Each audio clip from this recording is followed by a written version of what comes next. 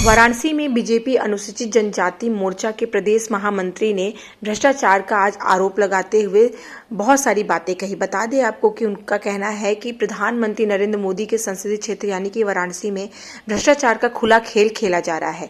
प्रमाण पत्र बनवाने के नाम पर एक सिंडिकेट का काम कर रहा था, जिसके नाम पर 25,000 की डिमांड की जा रही है। और ये बात हम नहीं कर रहे हैं, ये बात भारतीय जनता पार्टी के अनुसूचित जनजाति मोर्चा के प्रदेश महामंत्री विद्याभूषण गौड़ ने ये आरोप लगाया है। उन्होंने मैदागिन स्थित पराड़कर भवन में मीडिया के सामने ये सारे आरोप लगाए हैं।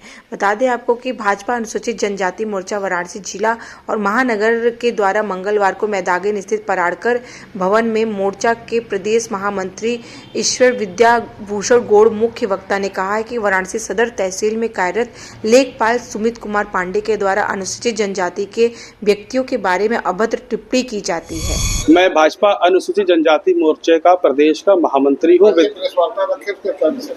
विषय ये है कि हमारे वाराणसी जिला के अनुसूचित जनजाति मोर्चा के जिला महामंत्री अरुण कुमार जी हमारे साथ में हैं। इन्होंने अपने प्रमाण पत्र के संदर्भ में आवेदन तहसील सदर में दिया था। इनके लेखपाल थे सुमित कुमार पांडे, जिन्होंने इनसे रुपयों की डिमांड करी। 25,000 रुपयों की रिश्वत के रूप में इन्होंने मांग किया है। इन्होंने नहीं दिया तो फिर मिलने के लिए गए कि हमारा प्रमाण पत्र जारी हो जाए। तो उन्होंने कहा कि तुम लोग आदिवासी कैसे हो, तुम लोग आदिवासी को कभी देखे हो? तो आदिवासी जो होते हैं वो कपड़े थोड़े ना पहनते हैं, वो तो पत्ते पहन के जंगलों में घुमा करते हैं। तुम लोग सामान्य वस्त्र पहन के घूम रहे हो, ये सब तुम लोग आदिवासी कैसे हो? और तुम लोग फ्री की नौकरी पा जाते हो, एसटी का सर्टिफिकेट लेकर 25,000 रुपये देने में तुम लोग का हालत खराब हो रहा है, जाओ नहीं बनेगा तुम्हारा। तो इस प्रकार से आपत्तिजनक टिप्पणी उनके द्वारा सुमित कुमार पांडे के द्वारा किया गया अनुसूचित जनजाति समाज पे। प्रधानमंत्री कॉन्स्टिट्यूएंसी में रहने वाले हम लोग अनुसूचित जनजाति समाज के लोग हैं। हम लोग के इसको रोष व्याप्त करना चाहते हैं और इसके लिए ये जो 25,000 रुपए जो आप बता रहे हैं, आरोप लगा रहे हैं, क्या उसका कोई एविडेंस है? क्या उन्होंने कैसे मांगा है? सर देखिए, एविडेंस के लिए क्या है कि अगर कोई हम बात बोल रहे हैं तो कुछ सोच समझ के ही बोल रहे हैं, और अगर किसी का एविडेंस नहीं है तो क्या वो झूठ हो जाएगा?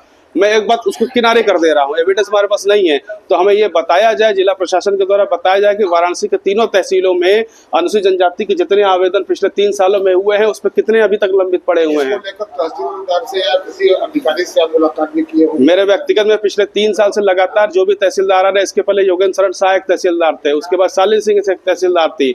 लंबे समय तक इनके कार्यालयों में सिटीजन चार्टर का उल्लंघन होता रहा है। लंबे समय तक हमारे जो आवेदन होते हैं वो लंबित पड़े रहते हैं। जब पैसा पहुंचता है दलालों के माध्यम से तब जाकर प्रमाण पत्र निर्गत होता है।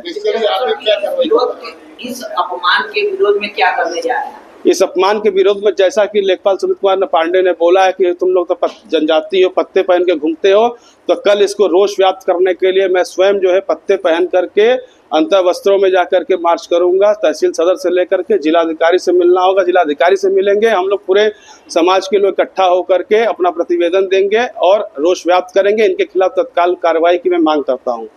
आप लोगों ने इस विरोध में कोई लीगल एक्शन भी किया है? लीगल एक्शन तो लिखित रूप से हमने दे दिया डीएम को हमने। अब उनके द्वारा कार्रवाई नहीं की जा रही तो क्या किया जा सकता है? हालांकि डीएम का सकारात्मक पक्ष रहता है, राज्य जिला स्तरीय स्क्रूटनी कमेटी में जो भी केसेस जाते हैं निष्पक्ष रूप से वो जांच करते हैं। लेकिन मैं चाहता हूं कि जो हमारी मांग है, जो भ्रष्टाचार लंबे समय से चला आ रहा है तहसीलों में, उस पर लगाम लगाना बहुत जरूरी है, क्योंकि एक सिंडिकेट बना के ये लोग काम कर रहे हैं। सिंडिकेट कुछ ऐसा है कि जब आवेदन हमारा होता है तो लेखपाल जांच आख्या के नाम पर वसूली करता है, 2,000, 4,000, 5,000 वो लेता है। उसके बाद में लेखपाल की अगर जांच, मैं कह रहा हूँ लेखपाल ने जांच में सिद्ध कर दिया कि अरुण कुमार गौड़ हैं, अनुसूचित जनजाति के व्यक्ति हैं, तो कितने दिन में सिटीजन चार्टर अगर की हम बात करें तो 15 दिन के अंदर प्रमाण पत्र निर्गत होना चाहिए। लेकिन उसके बावजूद लंबे समय से साल, 1.5 साल, 2 साल तक लंबित पड़े हैं। इसका पीछे कारण क्या है? भ्रष्टाचार तो आम जनता के साथ भी होता है और आपके जो सदस्य है या जो भी पदाधिकारी है उनके साथ हुआ तब आप जाने नहीं, पहले भी हुआ है। पहले से आम जनमानस के लोग, कई लोगों ने मुझे जब भी कंप्लेंट किया तब तक मैंने, मेरे फोन में आप देखेंगे मैसेज भी पड़े हुए, मैंने तहसीलदार, एसडीएम जो भी रहे, योगेंद्र शरण शाह जब थे तब भी मैंने उनको कंप्लेंट किया था, कोई सुनवाई नहीं की उसके द्वारा। उसके बाद में शालिनी सिंह थी तब भी, वहाँ पे एक बाबू है मुश्ताक बाबू करके, वही सब डीलिंग करता है।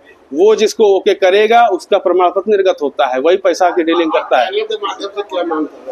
चैनल के माध्यम से मैं ये डिमांड करता हूँ जिलाधिकारी महोदय से, मैं उनके निष्पक्षता को बहुत अच्छे से जानता हूँ और उसकी मैं प्रशंसा भी करता हूँ। मैं मांग करता हूँ कि अभी तक जो भी आवेदन लंबित पड़े हैं, कितने समय से लंबित पड़े हैं, इसकी जांच होनी चाहिए।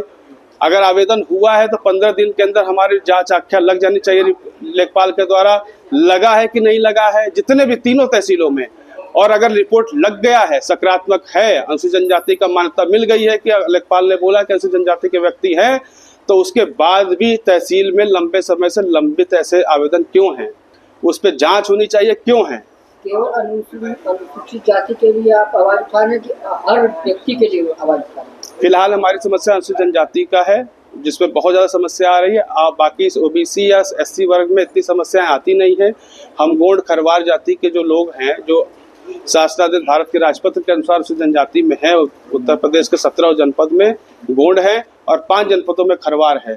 इन जनपदों में बहुत समस्या आ रही है, पूरे प्रदेश में समस्या है, लेकिन यहाँ एक सिंडिकेट बना के जो क्राइम किया जा रहा है ये गलत है, मैं इसका विरोध करता हूँ। आप जो शासन पक्ष के पदाधिकारी हैं जी, तो आप इसके लिए क्या शासन से कुछ एप्लीकेशन दिए हैं, कहीं दिए हैं?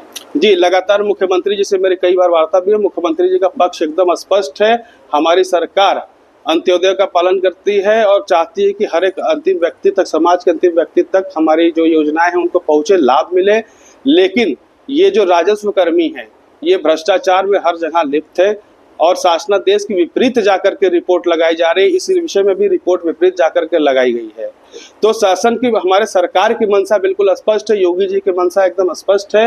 वो चाहते हैं कि प्रमाण पत्र बने और समय समय जब हम लोग मांग करते हैं तो हमारे अनुरूप शासनादेश भी निर्गत करवाए जाते हैं, परंतु उसका पालन शासन के द्वारा, यहाँ पे जिला प्रशासन के द्वारा नहीं किया जाता है। यहाँ पे तहसीलों में जो लेखपाल तहसीलदार है, इनके द्वारा इसका पालन बिल्कुल नहीं किया जाता है। इसके विपरीत जाकर के कार्य किया जाता है।